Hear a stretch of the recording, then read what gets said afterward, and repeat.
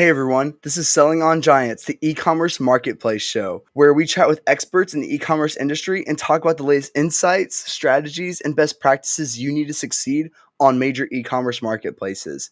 I'm your host, Victor Dwyer, and today we are joined by Robin Johnson, co-founder of Marketplace Blueprint, recognized as one of the nation's leading authorities on selling and marketing products on Amazon.com. Robin has been featured guest on popular shows like Entrepreneur on Fire and Confessions of a Marketer, and serves as a SEM Rush Academy professor. Before we dive into how creative impacts advertising and why A/B testing is more important than ever, Robin, please give a little intro about yourself and what you're currently working on. Yeah, I've been eating, sleeping, breathing Amazon for a little over years now, almost 13, Mhm. which is like dinosaur ages when it comes to the space. I started as a reseller. We started 13 years ago buying things and reselling them. We moved to eBay, then Amazon. We grew that to $1 million from $100. And then we spent several years not only selling at a high volume on Amazon, but also coaching high volume sellers. About 7 years ago, we started our agency Mhm. and we started working specifically with brands, like identifying that Amazon was such a big problem for brand owners. And so now we are a full channel management. We do like integrated search and advertising on Amazon. So we handle everything from small pre-launch brands all the way up to publicly traded companies, not only doing the listing optimization and advertising, but also like some of the compliance issues and, the lovely informed stuff that Amazon has been happening. So we kind of have been able to see things from a different perspective, working with companies of different sizes, seeing the platform evolve over the last couple of years. And especially, in the last 2 or 3 years, the changes have really affected the type of sellers that are having the most success on Amazon, and the kind of brands that we're seeing that are, even though price costs have been pinched and there's definitely a weakening in consumer confidence, we are still seeing some significant growth in several of our brands. That's great. Can you go into real fast when you said the types of brands that are being affected on Amazon? Can you go into that for a second? Yeah, it used to be like we joke about Field of Dreams, but for a while, Amazon was literally that. You put it up on Amazon, it would Mhm. sell, it was magic. You could make a guru course in like 15 minutes because, you know, like there were people looking for garlic presses on Amazon, and there were, not 7,000 of them like there are now. So I was cleaning out my hard drive and I found this old webinar on ads, and I said, if you have an ACOS of over 3%, you're just paying too much. That's way too high. There's no reason, like this is back in the day. And I was like, looking back, I'm like, we were printing money. What were we doing? So the type of seller that does well, before the platform was very wild, wild west. You didn't have to have a sophisticated marketing strategy. I was actually just talking to a brand that had had a lot of success in over the last several years. They've been really stalled, and it feels like nothing they do works on the platform. They're like, the platform is broken. In the meantime, I'm seeing all these brands that are having tremendous growth, even luxury brands, tremendous growth in our portfolio. And what I think the difference is that if you came to Amazon in throw the spaghetti on the wall phase, that now it feels like something is wrong. But if you came Yeah. from a Google background or Meta background, then you're like, oh, well, this makes sense. Now we've got to think about upper and lower funnel. If you think about it, creative on advertising wasn't even an issue 2 or 3 years ago. And then we were talking about one image and 50 characters of call out text, right? Now we've got Yeah. video ads, we've got sponsored display, we've got DSP. There's just a lot more involved on the creative side beyond just having a good primary photo and at least moderately compelling title. Yeah. And that's where I usually preach about this to the highest depths of every cliff off every rooftop. And it's talking about the difference between a seller and a brand. Mm-hmm. Sellers are usually saying oh, they're just on Amazon and they're not used to this whole multi-level strategy of high and low funnel and type of thing. They're just used to being at the bottom of the funnel getting all the sales. But when a brand, they're very used to having to go and do external traffic to their website and get the customer attention and things like that. And that's where they're able to pull all that information and really grab that. And that's what really makes a brand successful rather than a seller. So yeah. Yeah, and we didn't really talk about customer acquisition. We never talked about CRO, conversion rate optimization, on Amazon until very, very recently because Amazon really did most of it. We didn't need to think about it. Amazon handled all of that. I remember speaking at an SEO conference, and this was like, probably about 7 years ago, and somebody who was very involved in technical SEO said, well, how do you handle schema on Amazon? And I was like, I mean, I knew what schema was, but I was like, we don't. And it took me a second to be like, oh yeah, Amazon handles all of that. And they still do handle all the crawlability stuff, but especially as, they're testing how a lot of things display, like the structured data surfacing and things along those lines, there's definitely more to manage than there was 2 or 3 years ago even. Yeah. And I'd love to really dive in and like what are some general A/B tests that you run for clients? Love to start with that. So when it comes to A/B testing, sometimes we have clients that change because they just want to keep innovating. And there is a difference between just changing something to play with it and then having a strategic A/B testing strategy where we're focusing on making fine-tuned details. So sometimes people will say, I'm going to make a bunch of changes to the listing and I'm going to see if that helps. That's not A/B testing. A/B testing is one variable at a time, taking into consideration the seasonality. So let's say I was going to run a 1 month A/B test right now. I would really need to have that data be suspect for most of our products because that right now that would put you in the middle of Prime Day. And so there's going to be a dip, there's going to be a rise. The data is not going to actually be accurate. So we want to make sure that we're testing things that are screams and not whispers, right? So yes, once you get things really fine tuned, you can test to see if adding a hyphen or removing a hyphen makes a difference. But in the beginning, you should be testing what is actually causing that conversion. So what triggers internally in our agency, like let's start A/B testing a specific thing, is if we see specifically changes in conversion, we see products that are underperforming conversion wise or click-through rate rise. So it's easier to see this if you have a larger product mix where you can kind of have a barometer. But now with Amazon Brand Analytics, you can start to see about click share and things along those lines. It's where you can say, okay, my product is underperforming. Another simple thing you can do is you can sort your detailed sales and traffic report page, and the products that have the most orders should also have the best conversion rate. If you have your best-selling product has a lower conversion rate than some of your other ones, then that could indicate that maybe there's some optimization. Now, not always, and there are times where we say your conversion rate is too good. So if you're converting at over 30%, then that's an indicator that you need to A/B test your title as well and A/B test your content because likely you're only bringing in people with coming in on branded search. So you might have written, like fuzzy was it gel, and that will be very effective in bringing in people and converting people who know your brand name. But especially if you have a fanciful brand name that's not tied to your product, then you're not going to get any other traffic because you're not going to be indexed for those other words. And we have seen that there's a difference between the way we launch, say, something that's more along the lines of a product or a private label versus an established brand. Because in an established brand, we don't need to have the exact match on a lot of phrase search keyword phrases that we do on maybe a brand that's not as well known. Because as soon as Lego launches, the new one is Hocus Pocus. Then as soon as they launch their new Hocus Pocus Lego set, the minute that goes live, they will get conversions for Lego, Hocus Pocus.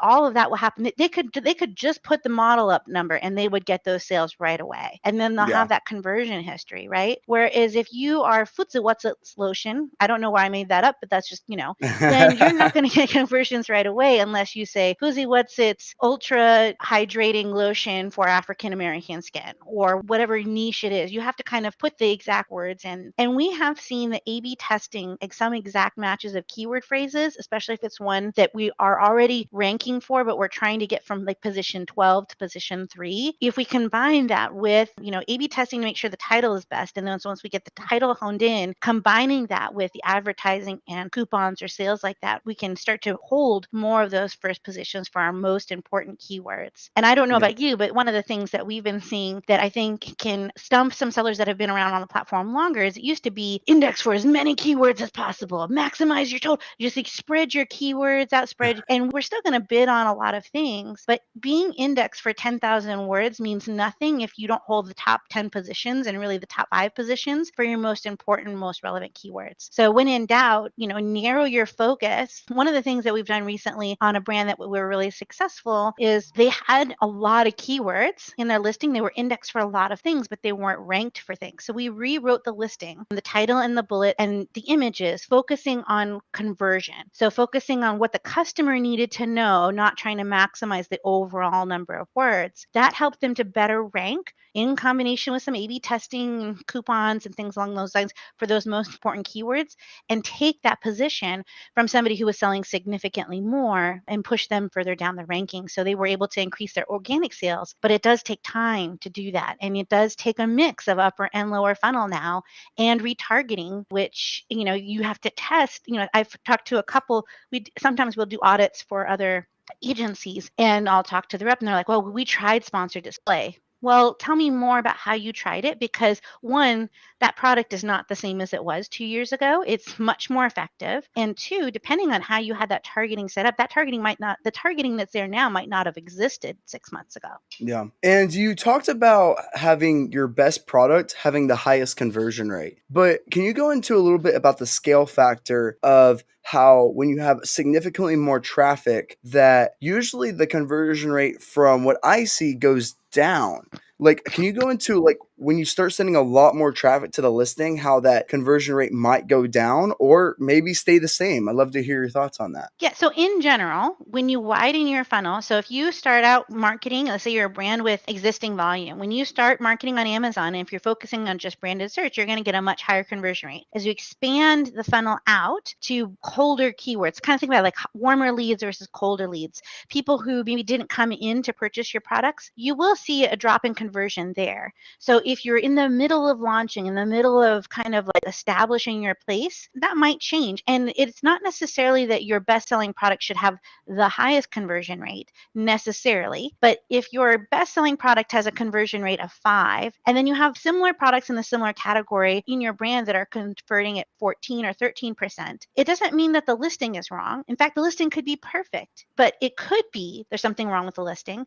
It could be that there's competitor pricing that is causing you have customers come and leave and not come back. But it could also be that the targeting on your advertising is off. So one of the things that's really important in A/B testing is to synchronize the A/B testing on the creative with your advertising team. So that's going to your advertising team and saying, what are the keyword phrases that we convert for the best?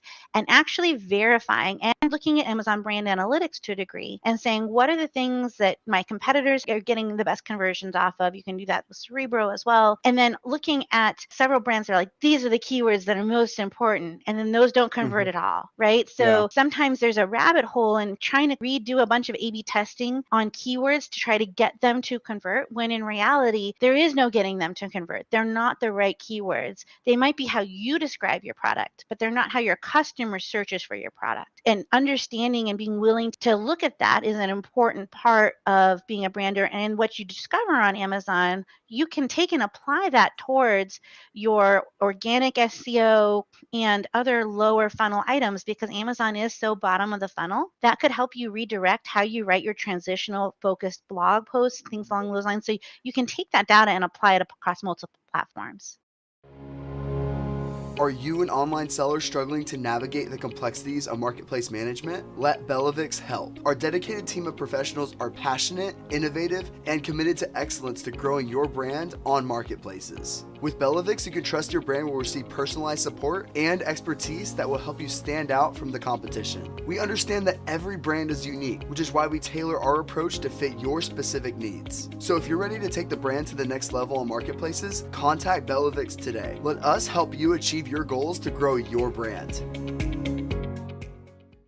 And you talked about a lot of different tests to really help increase conversion rate. And I know this is going to be a very kind of broad and general question, but what would you say is your top 3 most important things when it comes down to A/B testing first? Is it the title? Is it the main image? I'd love to get your thoughts on what are the 3 most important things for you when it comes to A/B testing an Amazon product page. So it's going to be the primary image and the title are going to be tied, because if you think about it, for most of your ads, a lot of people are going to get most of their performance-based conversions from ads off of some sort of sponsored product or sponsored brand, where the creative is really going to be your primary image, your title, those kinds of things. So especially if we're seeing poor click-through rate, poor conversion, or below benchmark. And, if you're working with an agency that's an Amazon partner, sometimes you can get some category benchmarking that is confidential. It can only be shared between you and them, but it's on a per case basis that may or may not be available depending on what category you're in. But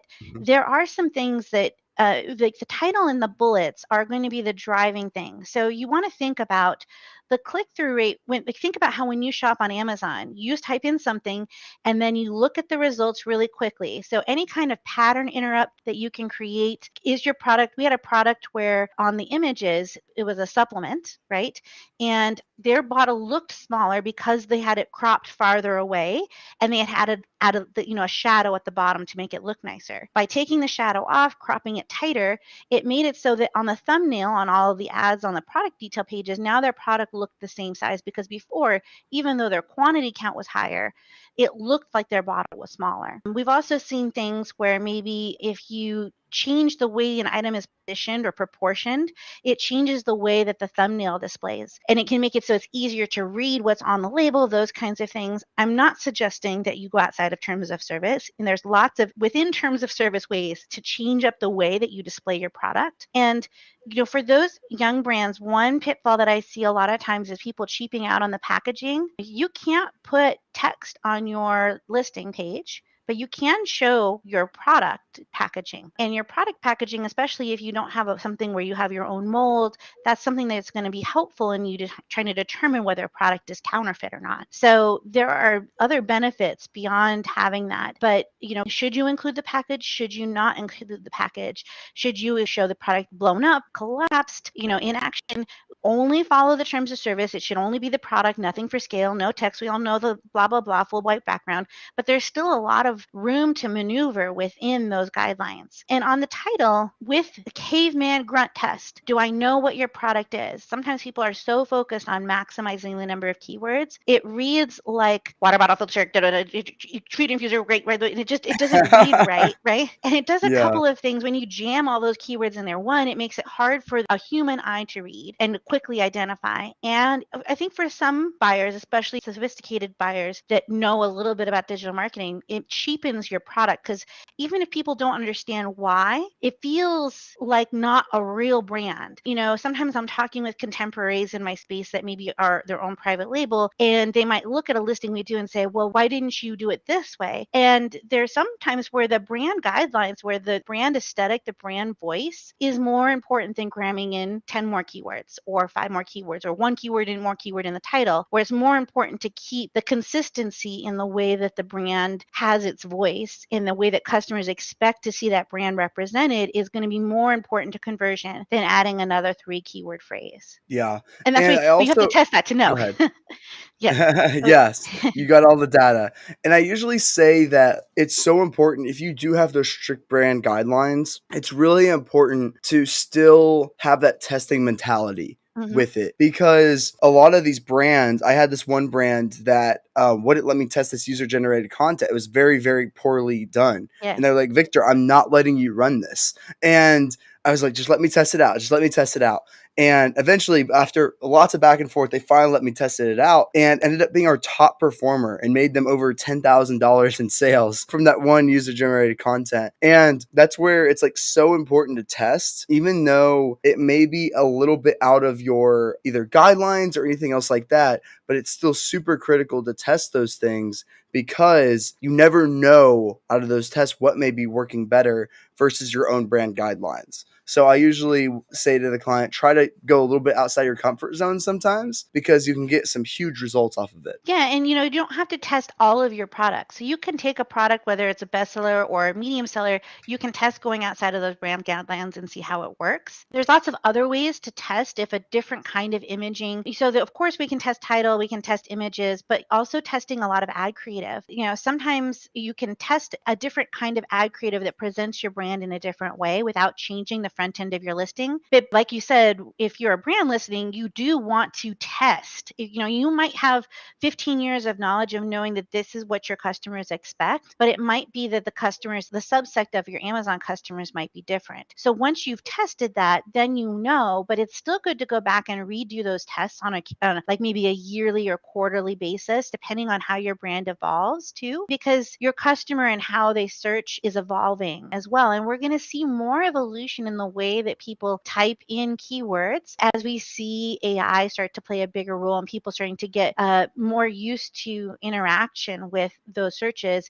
Amazon's already playing with AI to a degree in summarizing reviews. So, we can anticipate that some of that's going forward. And the other thing that I think is important for brands to know is that autocomplete that Amazon generates can yield some very different behavior than you might see on other channels like Google, where on the keyword searches, you might have keywords that don't normally or we wouldn't expect to perform really well. And that's why when we want to connect the ads to the A/B testing, seeing what works on the ads, and then that justifies going outside of the brand guidelines and running that experiment to see if that makes a significant impact to conversion. And there's sometimes where a brand will say it doesn't matter how much conversion traffic that changes. That's not how we want our brand represented. And sometimes there's legal or compliance issues that they're trying to avoid. But at least you can have the data to understand where you're leaving money on the table. So if things were to change with your company, then you at least know all of the potential paths to profitability, which I think that A/B testing, as ads get more and more expensive, as there's more and more adoption rate in sponsored products, and now we're seeing it in video, that A/B testing is going to give you that incremental difference, especially on consumable items where perhaps you can consider that your costs on Amazon are like a customer acquisition cost, and then that you'll be able to retarget them through sponsored display to repurchase at a lower overall acquisition. So you can kind of look at kind of your tacos and like how these A/B tests can make slight incremental differences to your tacos. But I think the most dramatic difference that we've seen is in the ability to get us to be able to rank in the top 3 positions for a keyword phrase that we've been struggling to get to that. Sometimes by changing the order of words or changing where they show up in the title, it can make a difference, partly because of something in the algorithm, but also partly in making sure that customers are able to identify that this product is for them or not for them before they click your ad. Yeah, that's I really don't know. interesting. And what would you say to someone that's trying to optimize their creative when it comes to like videos, the video advertising placement on Amazon, those sponsor brand videos? Do you have any A/B tests or optimizations you would make to really optimize those first 3 seconds of the video that tend to convert higher? Do you have any data on that? I think that there are some benefits to running some of those videos off Amazon where you get more visibility into engagement as well. One thing that we'll look at is if your primary target audience is on a specific social media platform and that video has done well and had good engagement and it has caused conversions on your website, then those are obviously the videos we want to do first. We want to mimic those things. If you don't have any video assets, you really should be testing multiple approaches, looking at the reviews, identifying what customers said were the most important, and making sure that the things that cause customers to purchase your product over your others is visible very quickly. Skip the stupid intros. Nobody needs to see your logo for 15 seconds at the beginning of the video. It has to rely on captions.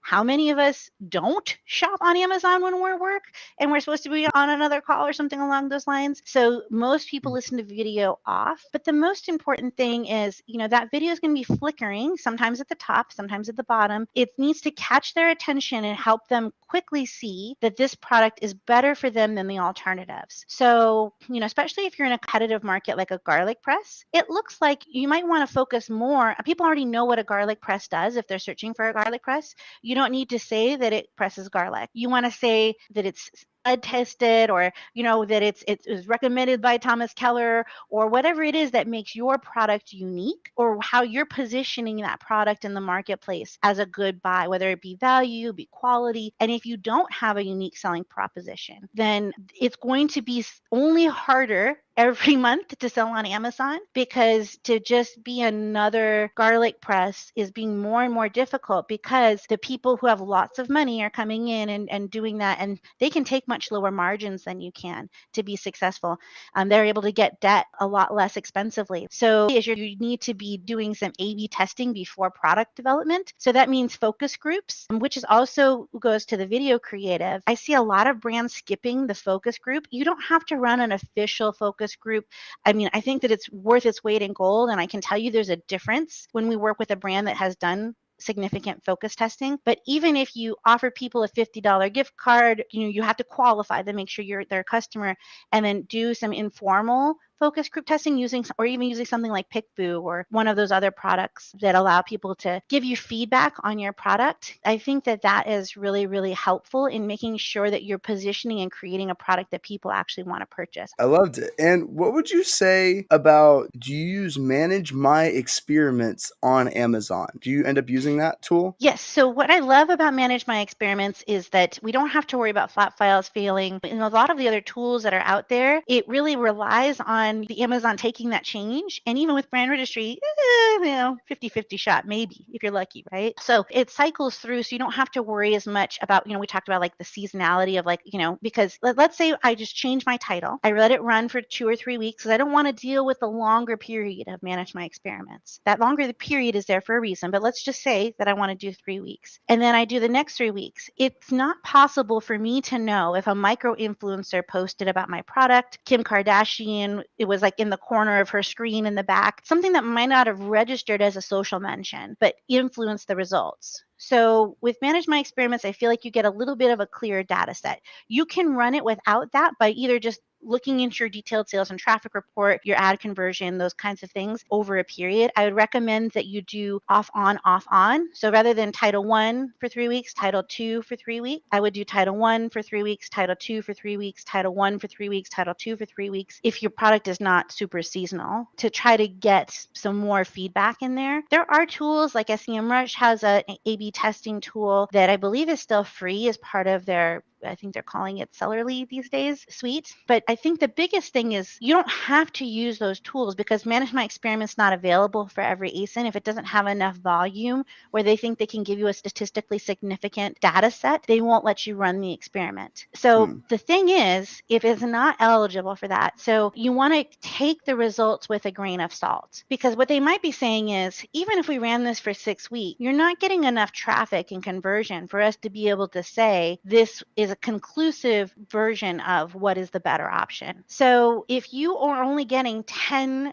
views a day or page views a day, then even if you ran it for 6 weeks, you're not going to have it. 1 or 2 people a day could significantly skew your results, especially if your mom is checking in on your results, or maybe your CEO is coming in and checking to see which title is live. All of those things can start to skew your data. So if you don't have that data set, you can still run A/B testing, but you need to take it with a little bit of a grain of salt, and you need to be looking at those results with a little bit more of a critical eye. It's like you can kind of use like, oh, my conversion rate is high, my conversion rate is low, but you have to also look at the common sense things around it. Is there something else that's affecting my conversion rate? My main competitor, who's exactly the same mold as me, selling for 20% less and advertising on my product detail page in 4 different locations. So people are leaving to go purchase that product that is pretty much exactly the same at a lower price, because there's nothing that you can change the title, but you're still going to have that leakage in conversion. And what would be a good number to be statistically significant A/B test on a per day basis? Is it like 100 views per day? Like, what would that be a good number as a basis? If you I were don't doing like a know. standard like 2 week,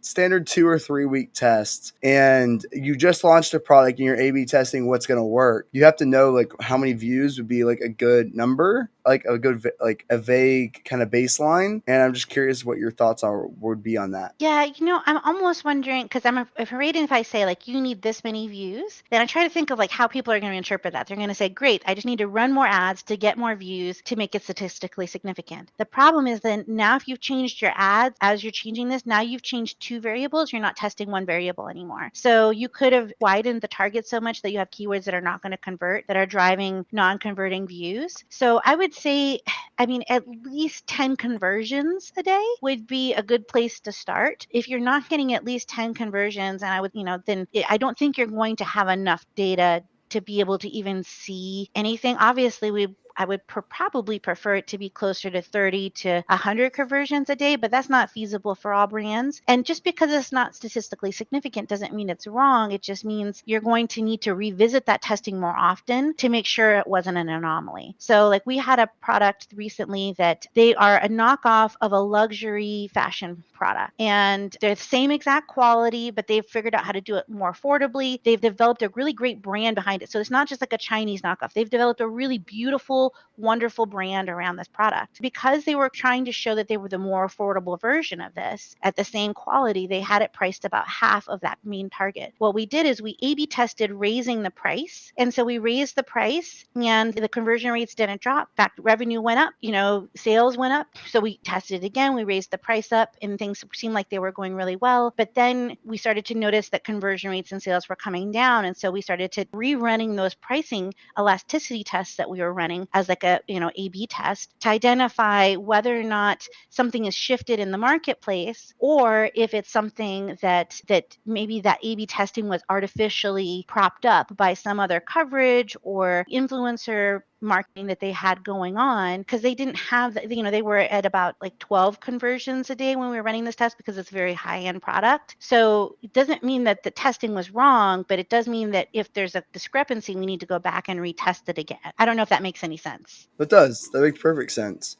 And what makes you decide to A/B test a new title? And do you have any examples with that? I know we touched on titles a little bit, but I wanted to kind of get specific examples on what you would test in a title to basically make it more efficient for them. So the first thing, we're going to look at how their ads, what their click-through rate and what their conversion rate is on their ads. And what we want to see is when we're looking, especially if they have a wider mix, has that drop, or is it something that is below what we see is, within our agency is kind of like an average for that category, and it really does vary pretty widely. And so if we see that, what we'll do, that will trigger us to run that A/B test. Usually what we're going to look at is what are the keyword phrases that we're most focused on trying to rank for. When we're looking at sponsored products, we're looking at trying to focus on increasing organic results. We focus a lot on tacos, trying to impact the organic sales with the advertising so that you're not stuck on that incremental advertising path forever. And so if we probably refocus it to, we take one of the most important keywords that we feel is driving a majority of sales for a competitor, and we're going to rejigger our title so that an exact match for that keyword phrase is in the title. And then we'll also, if a title is longer, we will test shortening it or clarifying and making it more concise. If a client's new to us, then usually we are going to rework the title and then track the data over time to make sure that the changes that we made to the title are effective, if that makes sense. That's great. And do you find that these tests make a big difference in overall sales on Amazon? Yeah, so we had a product recently that it's a luxury home good product. It's about $100 product, and the title of it. So let's say that it was a product like a shower curtain. Obviously, it's not a shower curtain because no shower curtain's $100. Or if it is, I want to market your product, because if you're successfully selling a $100 shower curtain, that's pretty awesome.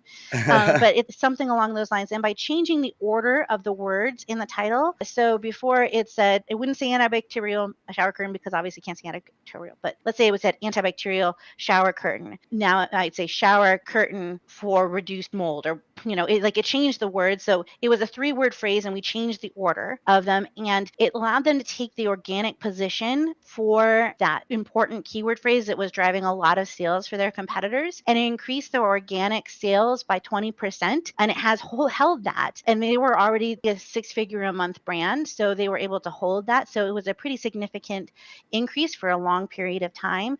We're seeing that that's holding. We've seen that over multiple brands, that sometimes making a small change to help people either identify that it's the right product for them, and in this case, changing the order, made it more clear what the product really was. And so by changing the order, even then, and this is something where it kind of went out, the brand said, that's not how we describe our product. We describe our product like this. And we said, right, but there's more search volume for this. This is what your key competitors are converting for. So we had the receipts to show that this would be the better option. So they allowed us to go outside of their brand guidelines to test this. And we saw that it did make a significant increase. That's amazing. And is there anything else that when you see other sellers doing wrong when it comes to A/B testing on Amazon? The biggest thing is trying to test so there aren't times and place where you just say, look, like my dog made a better Amazon listing. I know you did your best. And it was a good effort, and Amazon is so weird and you did nothing wrong. This would have been good in Google. It's just not good for here. There are times where we say, let's scrap it all and let's start over. Sometimes what I see, especially if a brand is maybe getting a little cash flow tight or their ad costs have jumped up, and we're seeing some ad costs jump up, and it's not just one thing. The economy is tightening and there's a bunch of disruption happening over at Meta and Google. And it's changing the way those ads are performing. And so a lot of brands are shifting their ad budget. So it's not just that one thing. And then we're seeing that some of the categories like baby, the category impressions are down overall. So there's a lot of things, there's a lot of pressure being put on these ads. Now, going back to your original question, the reason I say that is sometimes if a brand is getting cash strapped or they're worried about getting cash strapped, then they'll say, we need to test a whole bunch of things all at once. So we're going to test all of these things. Now, here's the problem with that. If we want to say, okay, we understand that there's some negatives to testing everything at once, but we feel like a drastic measure is going to need to be happening or we're not going to make it, then that's okay. But you need to know the caveat or the thing that the pitfall in that is if you change the title and the bullet and the primary image and your video ads and your call outs all at the same time, it might be that your title increased conversion 5% and the video decreased impressions 20%. And, like there's just too many variables. The data is going to be muddy. And so you'll have changed all these things. And at the end, you won't have any idea really what made the difference. Now, on the ads, you'll be able to see the ad data. You'll be able to see some impression things, but it will be hard for you to identify whether or not a specific change actually changed the bottom line. And so what can happen is you kind of spiral into this, let me make reactionary changes, or let me launch a bunch of products to try to fix the problem of not having enough sales, which always makes it worse. I know it seems counterintuitive, but if you have an oil diffuser and it's doing well, but it's struggling, and then you launch 3 oil diffusers to go with it, guess what just happened to your category? You now have 3 new competitors that are you. So you're making it even harder for you to focus, and you're spending a lot of ad spend to try to launch these. So, like as you're A/B testing, you want to consider, are you making reactionary moves, or is there a strategy to it? And are you accidentally causing things that are going to cause the data to be inaccurate? Sometimes when we're looking at year over year sales, we say, oh, it dropped, but we're not really looking at the fact that 3 major competitors that have now taken spots for your most important keywords showed up 12 months ago. So now when we look at year over year, it looks like you're down, but it's really because you've allowed these other competitors to take those top spots. And you have to either invest to get those spots back, or you need to find another way to get to the top, or you need to let that product go and focus and keep your remaining products up at the top. And is there anything else that's really been top of mind in saying, hey, like I've been wanting to communicate this? So people will say, I don't know why my product is not selling. It's a good product. Because your product not selling does not mean it's not a good product. It means that Amazon's algorithm doesn't feel like you're the best option, right? And they're going off of what puts money in their pockets. So what got you here will not get you there. So you might have had a level of success launching a lot of products, bringing in a lot of things from China. Now, especially because money has gotten so expensive, you need to really, really be thinking about your product mix. I think the biggest thing that people need to be thinking about is cash flow, potentially reducing your product mix so that you have more capital, increasing your margins on your best-selling, highest margin items, focusing on taking and holding those organic positions, and having some defensive strategy to drive up terms on your competitors so that you do not invite new competitors into your space, but really watching your margins and being willing to let products go if that market is now saturated. There are other platforms to sell those products and you might want want to look at a local market as well. Sometimes we look at the sunk cost of that inventory and we say, we just got to make it move. We just got to make it move. When in reality, if you have this group of products that are not doing well and this group of products that are doing well, these are just sucking up your cash. And now more than ever, that's dangerous. So it would be better to go get as much as you can for those, move them the best they can. Focus your advertising dollar, your ad strategy, your agency hours, whatever it is, on the products that are doing well, and continue to optimize them, work on increasing your margins. You can A/B test until your titles are kind of maxing out the conversion rate on your ads. Over time, that has a really great ROI. And you really do need to invest in creative now. I know we lived for 10 years on iPhone photos, but now even if you're using iPhone photos, you need to get somebody who's good at Photoshop to Photoshop those things. Really look at lighting. Have somebody with an aesthetic eye looking at your product, especially if your product is a decoration, has any sort of aesthetic value. You need to be speaking that in your primary images. The spaces are just too crowded for sloppy work. So I would say less is more, laser, not flashlight.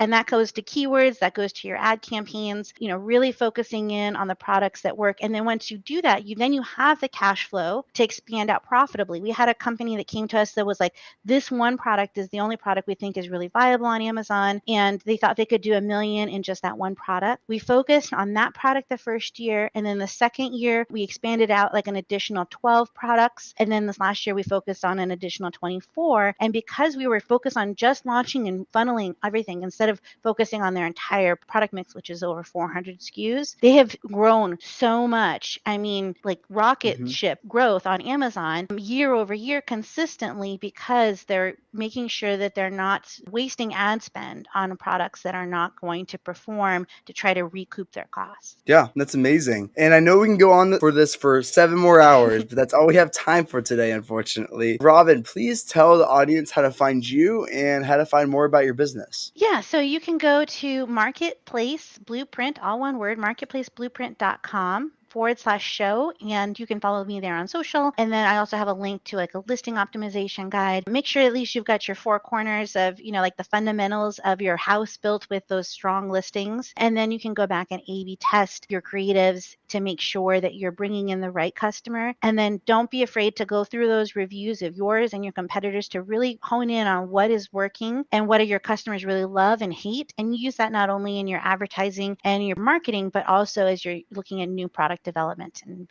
version control. Awesome. Robin, thank you so much for joining. Thank you everyone for watching. This is Selling on Giants, the e-commerce marketplace show. We'll catch you next time.